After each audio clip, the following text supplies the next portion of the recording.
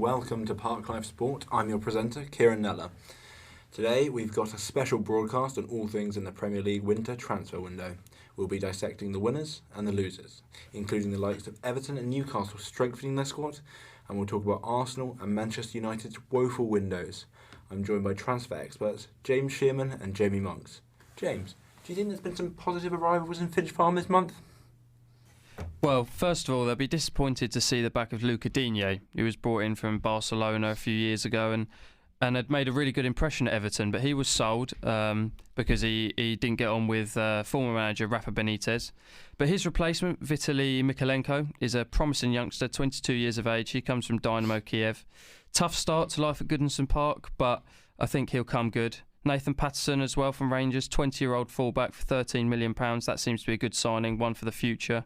Potential long-term replacement for Seamus Coleman.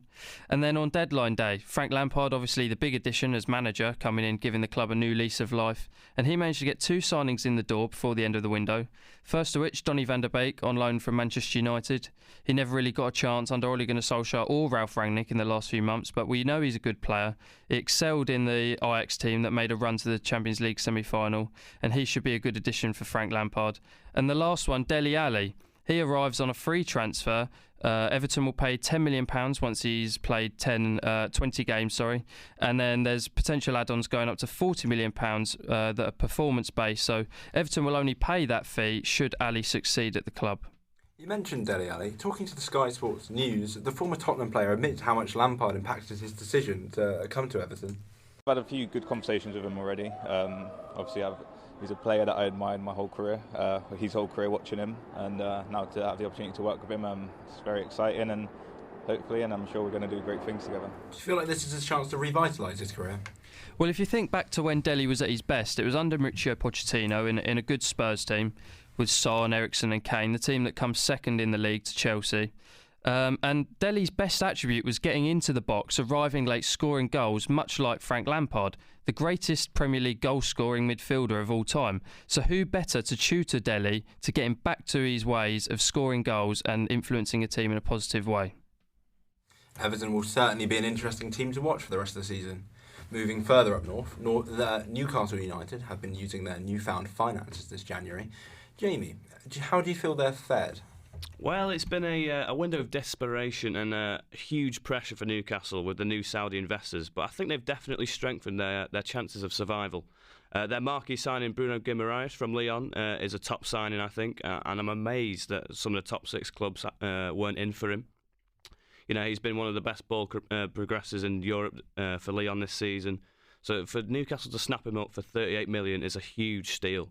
But apart from Guimaraes, all of their rivals have great Premier League experience, and they have like the know-how to keep the Magpies in the Premier League.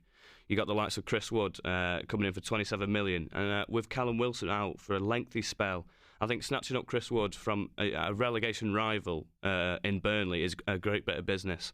You've also got Kieran Trippier coming in for £13.5 million.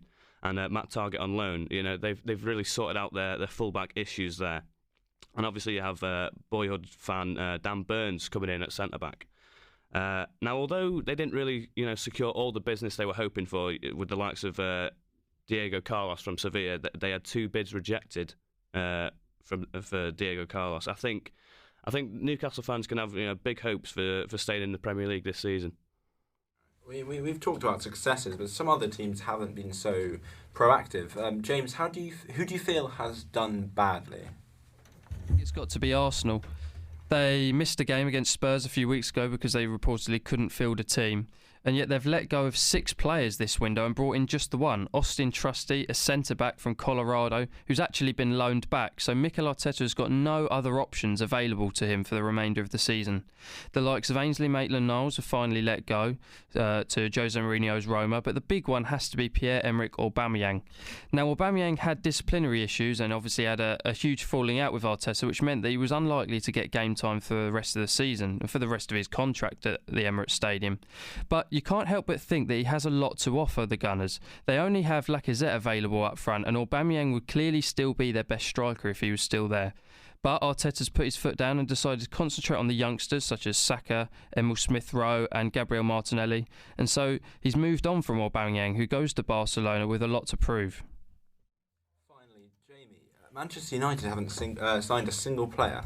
What does that say about their hopes for the rest of the season? I think, with their eyes firmly set on top four, I think this lack of activity will definitely dampen their spirit.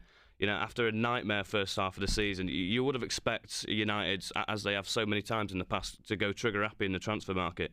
But their squad has actually, been depleted this window with four departures on loan.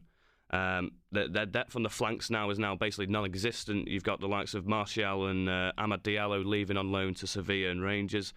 They now only have 4 recognised wingers at the club in Rashford, Sancho, Lingard and Elanga. And Jesse Lingard's one of the wingers was also very close to moving to Newcastle or West Ham. But obviously you had that situation surrounding Mason Greenwood, which obviously prevented that move. But also the lack of assigning at centre midfield, defensive midfield, will be of a huge concern. You've still got somehow Fred and McTominay being the number one choice in midfield, which is just, for a club of Man United's stature, is just incredibly concerning.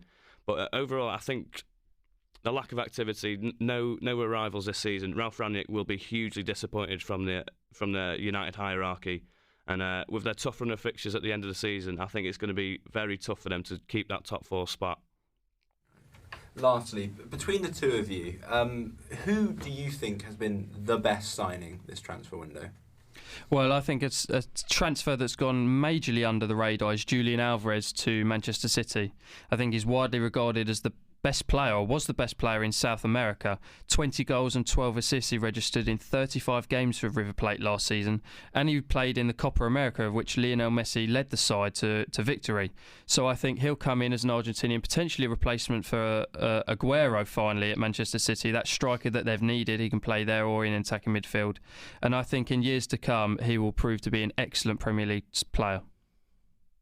Well, for me, I think you can't look past Bruno Guimaraes from Lyon. I mean, Newcastle have needed that sort of midfielder for so many years now, that ball progressor, that guy who can really take control of the game.